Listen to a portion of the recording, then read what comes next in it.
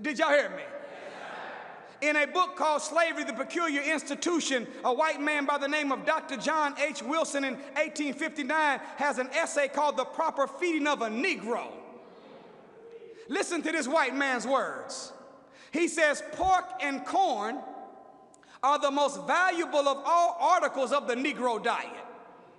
It will make them just as our livestock. In other words, feeding the black man swine will make the black man and woman into an animal. That's what this white man is saying. What's so crazy about us is that even though we might have watched Roots, you remember in the movie Roots, it was two things that Toby had the most resilience against. Number one was he wanted to be Kunta Kinte. He wasn't going to be Toby. They had to beat the man almost to death in order for him to accept the white man's name. Why? Because whenever you have a name, the prophet Solomon says that a good name is better than silver and gold. And as silver and gold is a medium of exchange. It's what we use to exchange in the world for something that we desire. So it is whenever your child has a name that they can live up to. When they have a name that means something, they can call on it and use it in the world as a medium of exchange to expect something out of themselves. So he said, no, I'm Kunta Kinte. And the last thing that they had on him was what? You're going to eat this swine flesh. Pig is public enemy number one. Did you hear me? It is not, and see, we open up restaurants. We so crazy. We open up restaurants and we got the nerve to be selling pork chops, greens with feet, cornbread, chitlins, ears. And then we got the nerve to call it Rudy's Soul Food Restaurant. But the soul is the essence of God deposited inside of the human being. The soul represents the God force within. You don't feed the God within with no physical food, definitely not no swine. You feed the soul with scripture, with truth, with prayer. This is not soul food, this is slave food, brothers and sisters. It's slave food. Did you know that when the white man brought us to America, the reason why he wanted to make sure that pork was the main part of our diet is because he knew that a certain amount of swine would sound our mental power? You didn't hear me.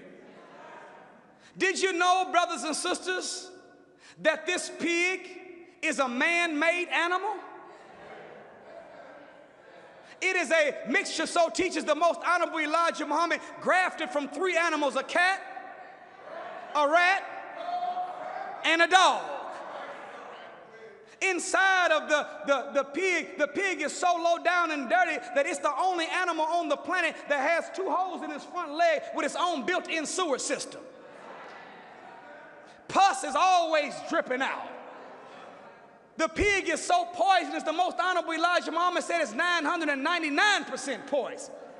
It's so poisonous that if a rattlesnake bit it and put its venom in, the pig would live and turn around and eat the rattlesnake and still be all right. That's how poisonous this animal is. Inside of the pig's flesh is a microscopic maggot called the trichina worm.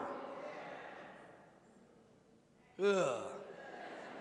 I said a microscopic what? Maggot. And the trichina worm is a mammal. And as all mammals, that means that it urinates and defecates. In one piece of pork the size of a skittle, there's over 100,000 trichina worms inside of it. You say, but if you cook it good, you can get rid of it. No, you can't. The most honorable Elijah Muhammad said you cannot kill that little evil worm. The trichina worm is so skilled that whenever the heat hits it it can ball up into a protective shell that makes it 1/10 of its size, that protects it from all heat elements. So it shrinks down while the heat is on it, and then when it gets in the stomach, it opens back up. These trichina worms, they eat the digestive fluids. They began climbing up the spine. They go inside of the brain, and then they began eating the brain cells.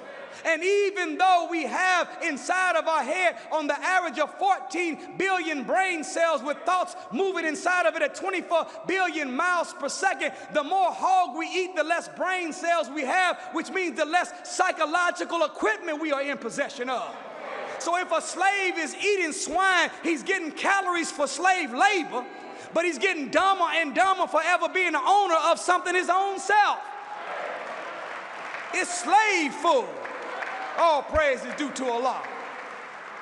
Then, if it is a cat, rat, and a what? Have you ever heard the saying that you are what you eat?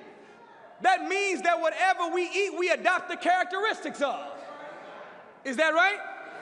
Well, if you have an animal that is made up of a cat, rat, and a dog, these are three natural enemies of one another. The dog chases the cat, and the cat chases the rat. Is that right? So if you have three natural enemies inside of one flesh, then the pig in its nature is a self-conflicted animal. So what happens to us when we begin to eat a self-conflicted animal?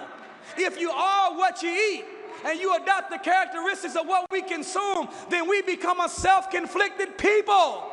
It's easy for a hog eater to sell dope to his brother. It's easy for a hog eater to shoot down his brother, because we are in conflict with ourselves just from eating that swine flesh. Are y'all still all right?